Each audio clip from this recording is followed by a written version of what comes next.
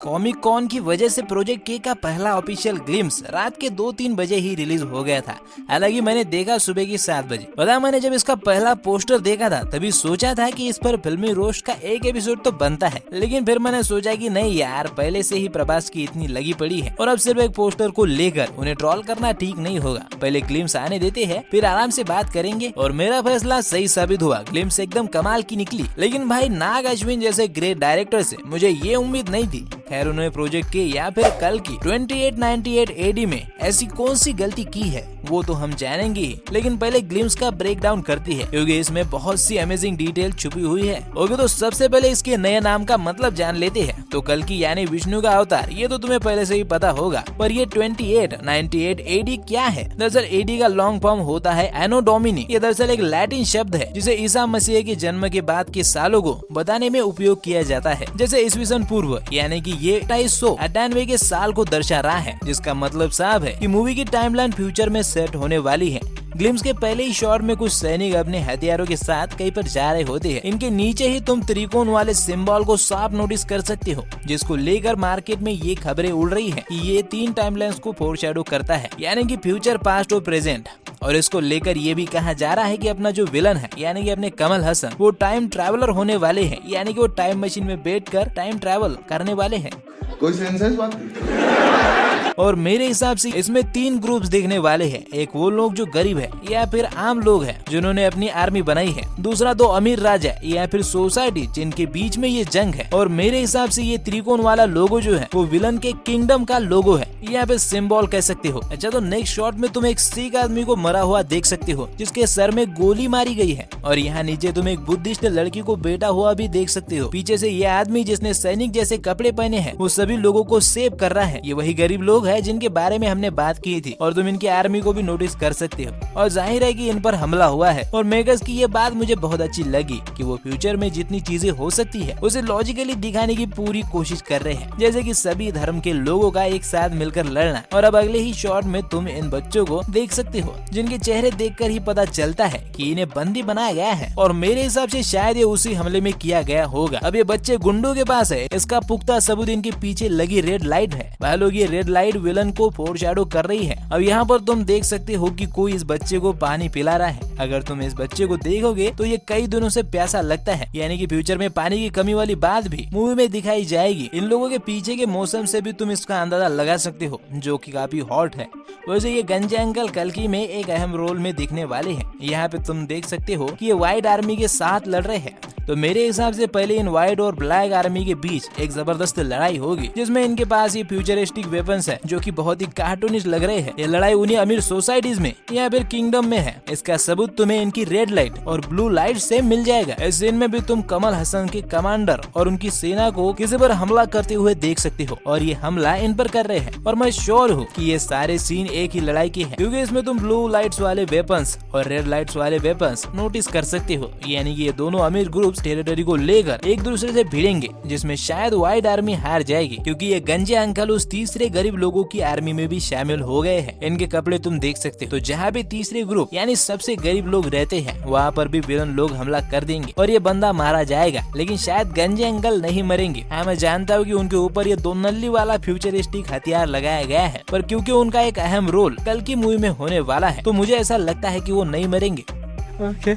अब ये सीन शायद विलन लोगों के हेडक्वार्टर्स का है, जहाँ पर ये लोग शायद कमल हसन को हेल मोगैम्बो कर रहे हैं। मोगेम्बो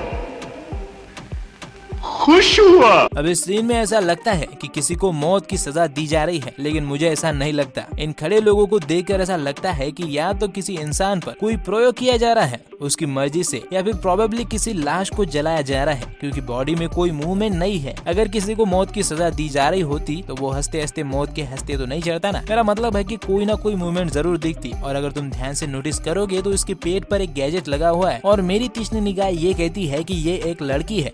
क्या बात कर रहा है? अब इस सीन में दीपिका किसी वुमन आर्मी में है और अगर तुम इनके ब्लैक कपड़ों को ध्यान से देखोगे तो तुमको पता चलेगा कि ये कमल हसन की ही आर्मी है। और दीपिका के चेहरे पर जो डर है वो भी ये प्रूव करता है कि वो इधर भेद बदल के आ तो गई है लेकिन वापस जाने की कोई गारंटी नहीं है। अब नेक्स्ट सीन में एक रोबोट एक टूटे शिव मंदिर पर आया है और शायद तुमको ऐसा लग सकता है कि ये रोबोट टेम्पल को डिस्ट्रॉय करने आया है, लेकिन ऐसा नहीं है क्योंकि भाई टेम्पल तो पहले से ही टूटा हुआ है। तो मुझे ऐसा लगता है कि इस शिव मंदिर में कुछ ऐसी अनमोल चीज होगी जिससे पूरी दुनिया बदली जा सकती है। वरना सोचो अश्वत्थामा जैसा चिरंजीवी उसकी रक्षा क्यों करता है। वैसे यार बाकी कास्ट का तो पता नहीं, पर अमिताभ बच्चन को एज अश्वत्थामा लेकर डायरेक्टर ने बिल्कुल सही काम किया है। इससे बढ़िया कास्टिंग कोई हो ही नहीं सकती थी। इस मूर्ति को लेकर मार्केट में बहुत कंफ्यूजन चल रहा है और मुझे भी इसके बारे में लाख ढूंढने पर भी कुछ पता नहीं चल पाया है। तो अगर तुम्हें कुछ पता चलता है तो मुझे कमेंट में जरूर बताना। हालांकि प्रभास का ये लुक काफी अच्छा लग रहा है, पर मैं समझ नहीं पा रहा हूँ कि प्रभास के मुंह के साथ इन्होंने किया क्या है। और हाँ, ये वही लुक है इसके पोस्टर को लेकर मार्केट में प्रभास को सस्ता आयरन मैन कहा जा रहा था। अब ये ग्रीन गॉब्लिन टाइप मानव कौन है? अगर तुम ये सोच रहे हो तो मत सोचो। मुझे ऐसा लगता है कि ये कोई रैंडम कैरेक्टर है जिसे विलन के गैंग का भौकाल दिखाने के लिए दिखाया जा रहा है। अब ये विलन की ही गैंग से है, इसका पता तुम अगेन इस रेड लाइट से लगा सकते हो। वैसे प्रभास अपने आयरन मैन की तरह ये होलोग्राफी में क्या ढूंढ रहे हैं? हालांकि ऐसा कहा जा रहा है कि प्रोजेक्ट के यानी कि कल की यानी कि प्रभास ही है, लेकिन जिस तरह से ये अंग्रेज पूछता है कि व्हाट इज द प्रोजेक्ट के, मुझे डाउट आ रहा है कि वाकई में प्रभास प्रोजेक्ट के है भी या फिर मेकर्स हमसे कुछ छुपा रहे हैं। तुमको क्या लगता है? और भाई मैं अब प्रोजेक्ट के को लेकर एक्साइटेड हूँ, लेकिन जैसा कि मैंने वीडियो के शुरुआत में बात की थी कि नाग अश्विन जैसे ग्रेट डायरेक्टर से मुझे ये उम्मीद नहीं थी कि वो अपने 600 करोड़ के बजट वाले ड्रीम प्रोजेक्ट में किसी हॉलीवुड फिल्म की कॉपी करेंगे।